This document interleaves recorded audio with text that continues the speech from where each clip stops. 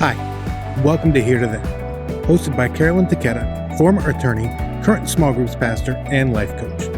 Through monthly conversations with pastors, authors, and guests, we hope to stir your thoughts and encourage you to move from where you are to where you want to be, in your personal life, in your leadership, or in your ministry. Well, let's think for a moment about the various goals that we might have for our small groups in our ministry. We all have a vision for what we want them to experience in their small groups together, such as fellowship, Bible study, worship, life together, service, support, of course, and prayer, accountability, etc. But there's one goal that is really high theoretically when we talk about groups and envision them, but often seems to be lagging behind. And many of us would agree that that is evangelism. And this is concerning because we would all agree that we want groups to be places where people come to know Jesus and follow him. And we know that evangelism is a huge part of discipleship. But if we're going to be really honest and ask how many of our group members invite non-Christians to their groups on a regular basis and actually have their non-believers join their groups, the number would probably be quite small. So why is that? And more importantly, how can we encourage and equip our groups to engage in evangelism that is a natural part of discipleship, that's relational, that's intentional, that makes a difference for the kingdom? So to help us address these issues related to evangelism in groups, we've invited a veteran small group church consultant, Joel Comiskey. Joel, thank you so much for being on the program. It's really good to be here. Thanks for inviting me, Carolyn. Thrilled to be here. Well, Joel has a PhD from Fuller Seminary in Intercultural Studies, focusing on small groups worldwide. And he's also founder of Joel Comiskey Group and has written, I think, like 12 or 13 books on small group space churches around the world. I peeked on your website, Joel, and I counted your books. It's a lot. You've been involved in this ministry a long time. He's also been a missionary in Ecuador and other parts of the world. And he coaches pastors and small groups ministries with his wife as well, and actively leads a life-giving small group. He has recently published a book with co-author Jim Egli called Groups That Thrive, 8 Surprising Discoveries About Life-Giving Small Groups. Okay, and this is what I actually love about your book, is that it's actually based on facts, on research. I'm kind of a research data nerd, and I love that there's actually, you've done surveys and then documented really what's going on in group life and not just what we hope is happening or we think might be happening. And so I really appreciate that about the book. And so one of the parts of the book that I found most compelling was the parts related to evangelism, which is why we wanted to invite you to come talk about that. So Joel, let's start here. You've been in ministry, particularly in small groups and cell group movement, for decades. So what have you observed or seen over the years with respect to evangelism and an evangelistic focus in groups? Do you think it was greater in the past? Is it lesser now? Or have you not noticed much of a difference? Kind of from your seat on the bus, what have you observed? Carolyn, great question. I think that, there was probably a lot more euphoria that suddenly if you started small groups, you were going to change your city, change your church. There was probably much more of a model mode for a long time in the small group movement in the early stages, And I think now probably people are waking up to reality that it's hard work to evangelize. Yes, we understand. Exactly. And I would say, Carolyn, especially in the States or in Europe, more in secular societies, you really have to prioritize. You have to be proactive because it's not as easy. You don't see as much natural fruit, especially I think in individualistic cultures as well. So, yeah, I would say that's been my sense. I think in the early stages of the small group movement back in the 90s, there was much more euphoria about, hey, this is just going to work, and yet I think nowadays we've waken up to the reality that it takes some diligent planning and work to make evangelism happen. Right. And do you notice a difference as you travel around the world on that? Like, is there still that sense of euphoria and possibility and that excitement around evangelism in groups in other parts of the world, less than maybe the United States? Now that's kind of the second part of my question or my answer, because I really do see in other cultures, for example, Africa, Brazil, Latin America, where there's more revival, even poorer countries perhaps. But I think one aspect is more group-oriented cultures where there's revival. Then you just see a lot more evangelism, a lot more even church growth. So they're kind of on the early stages of the curve, you might say.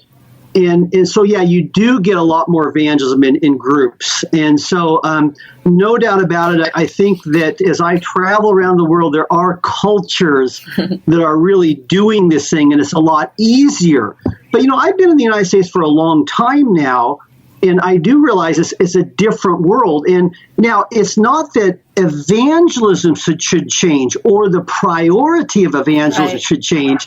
It's rather we have to be ready to not see as much fruit. And that's kind of what I wanted to talk about, is to change the motivation behind evangelism, rather than we're going to evangelize because we're going to see so much fruit. I think the motivation should be we're going to evangelize because we want to grow as disciples. Right. We want to be obedient, and we're just going to keep on doing this.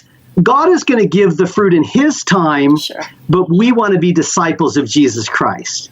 Yeah, I think that's a much more attractive in some ways goal than just kind of a project program based, because if you link it to discipleship and our own growth, we're more likely to pursue it. So what do you think are the primary barriers or hurdles to cultivate evangelism in small groups? What are the things that make people reluctant to kind of go for it? Well, I think that some of the reasons behind that would be that if we do evangelize, perhaps we're not going to have as much intimacy. We're not going to have as much transparency in the group if we're reaching out. And that's an interesting area because, Jim and I both discovered in this research that the more outreach you have, the more a group is reaching out, the better transparency the group will have. In fact, it doubled the capacity for intimacy when a group was reaching out. So I think that's one surprise. It really is a surprise. And that actually was a big surprise because I want to read you this scenario that you open one of that chapter with, just because I've heard this exact same thing from a number of people, and I'm sure some of our listeners have as well. The resistance to adding new people, especially non-believers, into groups. So you share a story about someone named Judy, a longtime member, who told you, "I don't want new people in our group. I'm here for the fellowship. I want to be able to share deeply and not have someone new come to the group. I'm around non-believers during the week all the time, but here in the group, I want to be free to share my heart with people I know well." This type of fear, I mean, it's legitimate, right? I mean, seems like that would be, she was right, that if you do add new people, then you have to maybe stay more superficial, but your research didn't prove that. Exactly, Carolyn. It was just the opposite. Groups that are reaching out, that are trying to get non-Christians, that are trying to become friends with non-Christians, are also groups that share more intimately, that share more transparently. And so it truly was a surprise, and that should encourage small groups to reach out. Now, Carolyn, it's not like you're going to have non-Christians every week in your group. That would be great, but it's more of an attitude. We're going to be reaching out. We're going to be praying for that empty chair. If somebody comes and that is new in the group, we're going to even be more transparent. So I think it's an attitude, Carolyn, and I think it really is kind of a health factor, because groups that are reaching out tend to be healthier. That is, the people are healthier, and thus they also share more intimately. So, I'm not really sure the reason why. That was just what we discovered. Do you think the reaching out part, is it partly that they're then bonded over a common goal? Maybe that's what's fueling the intimacy? Yeah, I think that's part of it, no doubt about it. I also think, though, when there are new people in the group, for example, a new Christian, that person doesn't know the lingo, the Christianese, the these and thous. And thus, I think people are willing then to also share their own struggles, to stop getting off their high chairs or their lofty seats, and to kind of come down to reality, to remember back to where they were, and to share more intimately, and to share about their struggles in marriage, for example, or whatever, in the face of a need that's before them. So I think that's part of it. And of course, also non-Christians love it when people are real. Right. Well, everybody loves you when people are real. Nobody wants to be in a fake group.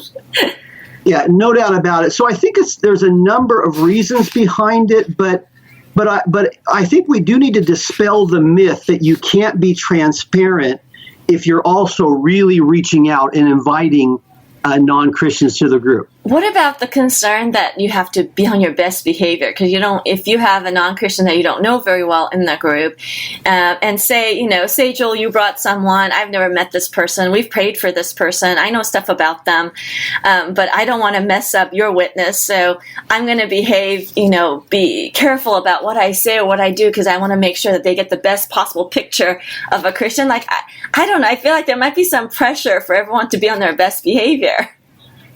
Yeah, that is, the common understanding, and people think that way.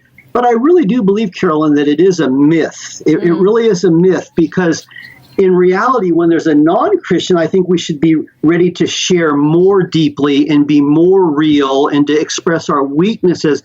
Because non-Christians, that's what they're looking for. They're looking for reality, especially the next generation. Yes. They're looking for reality. So I think to be able to share more deeply, there's a great book out there called Small Group Evangelism by a professor at Fuller, Dr. Peace. And he talks about evangelism being a very natural process in the group. Everybody can talk and share their weaknesses. It's not something that you have to be on your best behavior.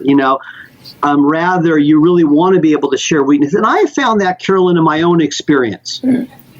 That when we've had people, go ahead.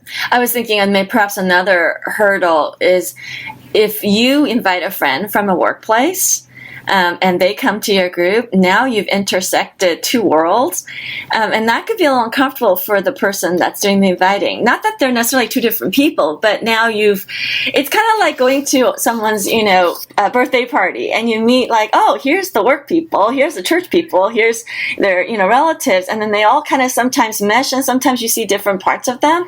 And I think there's some reluctance on part of members to have their worlds collide a bit. Does that make sense? Yeah, no, it definitely does. And that's why I encourage groups to also have kind of various types of groups. For example, one week you might have a barbecue where it'd be more acceptable for a person like that to come. Right. Now, whether or not that person enters into the normal attendance or I call it the discipleship of the group, coming each week, that's another level. You want to create entry points for a person like that to come, and then you just hope that they'll be there each week after that. And then do you adapt? If they come repeatedly, would you recommend they adapt the meetings to suit the non-believer, or do they just go with business as usual with their Bible study and prayer and worship time and whatever else they do? Yeah, I would definitely say don't adapt the meeting in the future times when that person is there, because really, I think that a person that's new is looking for God. And by the way, Carolyn, that was another aspect of the study. For example, including worship. We found that groups that include worship singing, were also more effective in outreach. And so what we discovered is that those new people, those non-Christians, they are there because they really do want to find God. So I would really encourage groups to do worship singing, to make sure the word is an important part of the group, because we don't realize oftentimes that those new people are there because they want to experience God, and we have something that they can't experience at a Starbucks or just a pure social environment. Right. We have Jesus. So we need to get over our fear that somehow they're going to think it's awkward or weird or judge us, and go about our business of worshiping God together, which is why we're gathered. Exactly. That's exactly true. And, I have the same fears, but, I am finding that the more we just allow people to experience God, the better. And that includes being real. That includes worshiping. That includes making sure the word is a part of it. But I do feel it's important to have various outreaches, other types of group. One thing we also found, Carolyn, that's interesting, and you might be coming to that, is to have fun together. Yes. Groups that eat together. That is an important aspect of evangelism as well. Just to have fun, to make sure that people feel like, hey, this is a community. Non-Christians are longing for that. There's such an emptiness in today's impersonal society, and they love to experience that family community sense. And so if you can eat together, have fun together, those are attractive elements. Oh, for sure, especially with millennials, but also just, I was just reading a couple weeks ago about we're the most connected, unconnected people on the planet right now. Loneliness, anxiety, depression, all of that is an all-time high because people are so connected through social media and technology, and yet relationally they're so disconnected, and very few people have a lot of people in their lives that they could confide in. So there's a big concern about loneliness, especially as time goes on and people get more and more dependent on technology and less on face-to-face, less on actual relationships. So the idea of community, or the sense of family, as you've described it, being important and attractive to non-believers and believers alike, I think that's very appealing for people. Yeah, no doubt about it. And another thing I might add, Carolyn, is that one aspect that's very important to the health of the group and to evangelize and multiply is community. So I don't want to downplay those regulars, really focusing on them, focusing on the community, the building up, not forcing multiplication, for example. And I've been guilty of that in the past, but rather building community, loving those who are there, making sure that you have a strong group and that, you're praying for those empty seats. But, you're depending on God to fill them. In the meantime, you're loving those who are there. You're making sure that you're going deeper, deeper, deeper, while helping each one that is there move one step farther. And, that is reaching out, exercising their muscles, you might say. But for the most part, you're just going to be building community, growing together. And that's an important aspect of healthy groups. And you talk about how important it is for each member in the group to have ownership of the group and to be empowered. Talk to us a little bit about that with respect to evangelism. If you want evangelism to flourish in our group and be a natural part of what the group is about, then who has to own that? Does the leader have to be the person owning that? Can a member own it? Do they all own it together? How do you create an environment in the group where that's a priority and everybody kind of buys in? Yeah, no doubt about it. One statement in the research that correlated with unhealthy groups was the statement, I like to lead the entire small group meeting myself. Basically, this is a death warrant for small groups. It turns members into passive hearers, expecting them to sit in yet another meeting.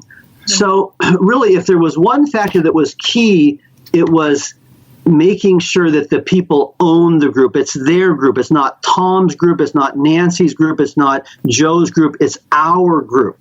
That really was the aspect that made healthy groups. So I would say that the word empowerment was the key aspect. If we can get our leaders, or I like to call them facilitators, to empower the group. It's their group. Getting each member to be a minister. And that means the leader becoming more of the coach. Right. Basically letting everybody do part of the meeting, the icebreaker, the worship, even leading the group, and the leader becoming more of the coach. Hey, great job, Jim, great job, Brent. And when that happens, then the group is owned by each member. It's our group. And that's a sign of health. And by the way, I dedicate the first 2 chapters to this aspect of empowerment, because it really is the key behind healthy small group ministry. And so throughout the book, I use the word facilitator, because a healthy leader should be a facilitator. And by the word facilitate is to make easy, to empower. A good leader makes it easy for everyone to talk and for everyone to minister. I like to say the leader should only talk 30% of the time, get others to talk 70% of the time. Right. So when it comes to evangelism, if someone has a spiritual gift of evangelism, then that seems to be an obvious person who might lead the charge on that and help empower one another in that. But if you have a group where nobody really has much experience with evangelism, or they're newer believers, or they just aren't super interested? How do you stir that value in the group? Well, I think that the facilitator will be a key in making that happen. And, everyone can pray for non-Christians. Sure. The group can always put out that empty chair and pray for the next person to fill. I love Carl George has always emphasized that point. And so, again, the people are doing something. They're praying. And I think the facilitator needs to say, hey, remember, God has placed people in your work. Mm-hmm. So be praying for that person. God has placed you in a neighborhood, a specific neighborhood. Remember, you're God's divine appointment there, But then I would say, Carolyn, that the facilitator needs to even go beyond that and help the group to reach out. Help the group to reach out. In my own group, we try to actually, to go out and pray for people, to find people with needs. And just now, I'll tell you, people are scared to do that. But I see that as kind of people exercising their spiritual muscles. So, again, it's more discipleship. It's not so much the fruit that takes place as a result, is rather that people are growing. Right. So I think when the facilitator gets that in mind, they'll understand that you just should not let your people just sit. They need to be exercising their spiritual muscles. This is part of making disciples who make disciples, and it's a part of healthy small groups. Yes, there's fears. Yes, there's resistance. But I believe that we need to make disciples who make disciples. Yeah, and the prayer piece, is critical to that, I think. Because you're right, even if you're terrified of inviting a coworker or a neighbor, you can pray for them and let the Holy Spirit go ahead of you and do that.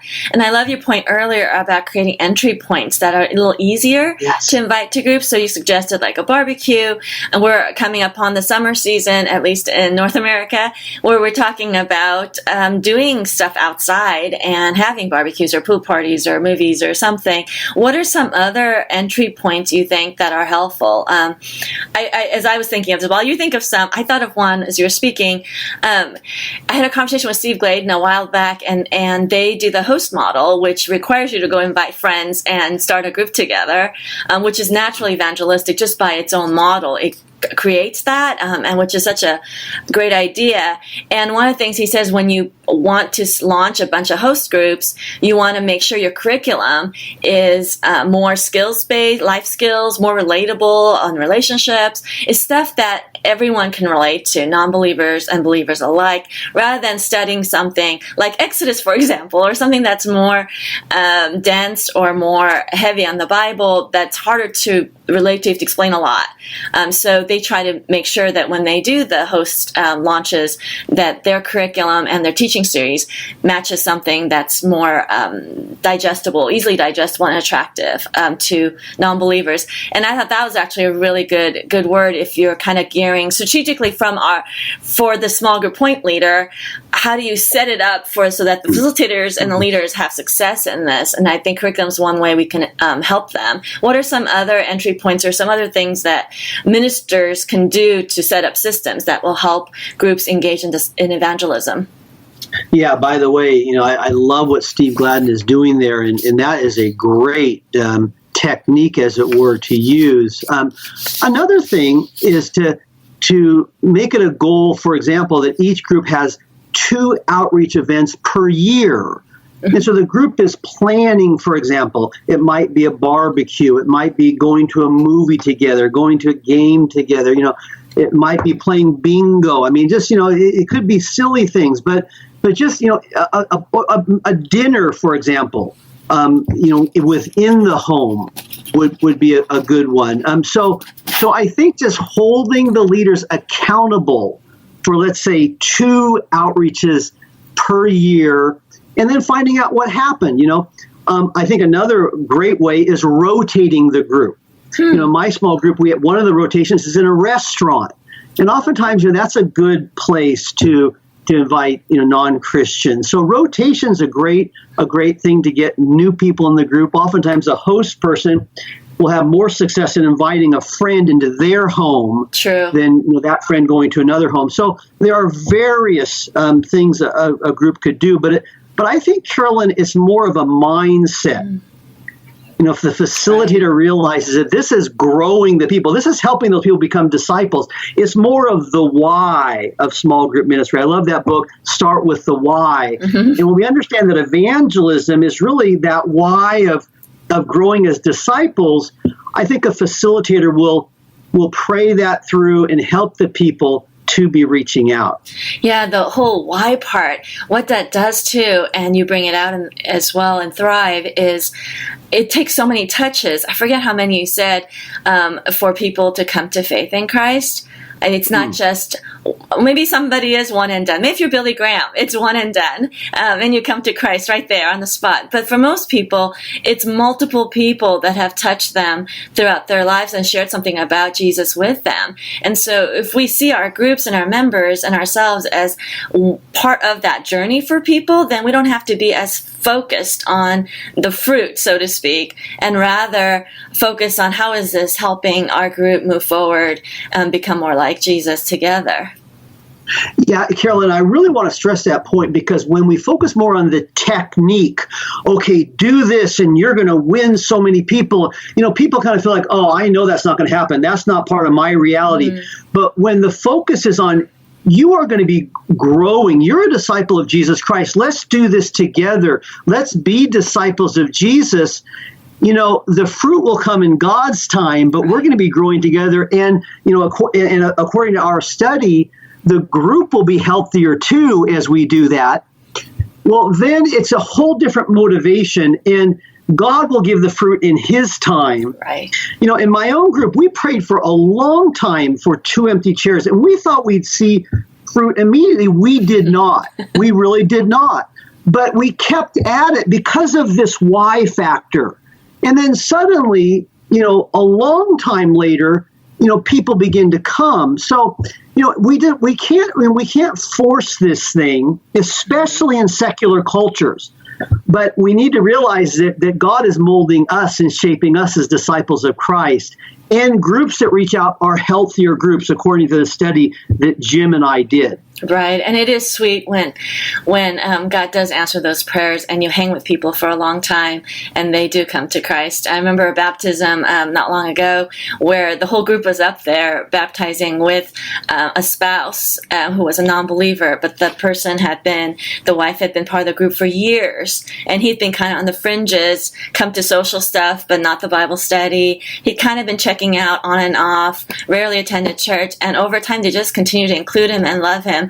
And his family, and eventually he came to faith, and it was just such a sweet moment to see the whole group up there because they all had a piece in God using them, and that for sure made the group much healthier and much more excited, and knit them together as a community. And that kind of fruit over time just helps us in our discipleship altogether. I love what you're saying there. Yeah, when God brings the fruit, what a wonderful thing. And, He does answer prayer. God does answer prayer. He wants us to reach out. I mean, God is more interested in people getting saved and discipled than we are. But what a privilege to be part of the process. Yes. Well, thank you so much, Joel, for your time. I love that. That's a great final word. God is more interested in people coming to faith than we are. We do well to remember that and realize we're not controlling this. The Spirit is. So are there any final thoughts, Joel, you'd like to share before we sign off? Well, I just think the final thought is really what I just said, is that God is more interested in making disciples than we are. We have the privilege of being part of this process. Just to remember that, healthy groups are groups that make an effort to reach out. God needs to give the results. And so press on, and God is going to do this thing. No, thank you so much for the encouragement. Thank you, Joel, for being on the program. Hey, thank you for inviting me. It's been a great privilege. Wow. Well, you can follow Joel on his social media. His primary contact is his website, Joel Comiskey, Comiskey Group.com. You can buy Groups That Thrive on Amazon or anywhere else. Actually, he gives away a whole bunch of free chapters on his website, so you can take advantage of that as well. It's a great book for us point leaders. And you can also interact with Joel on our Facebook Small Group Network page. He is a friend of the network, and he'll respond on there as well. So thank you, Joel. God bless you and your ministry. And thank you all for listening to Group Talk. See you next time. Thank you for listening to Here to There, part of the Group Talk network of podcasts. If you like what you've heard, make sure you subscribe on Apple Podcasts, Spotify, or wherever you get your favorite podcasts. If you want to learn more, make sure you check out smallgroupnetwork.com for more resources.